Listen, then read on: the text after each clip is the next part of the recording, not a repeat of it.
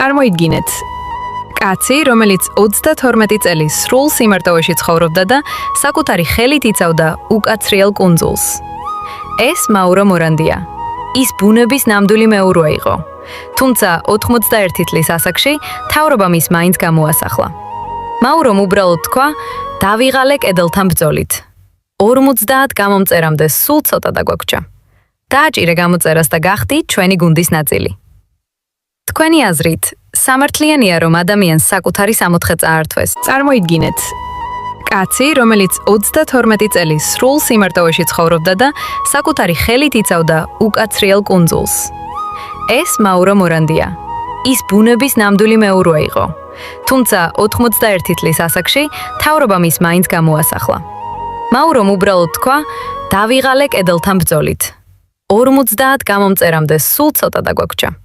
დააჭირე გამოწერას და გახდი ჩვენი გუნდის ნაწილი. თქვენი აზრით, სამართლიანია რომ ადამიანს საკუთარი სამოთხე წაართვეს? დაწერეთ კომენტარებში.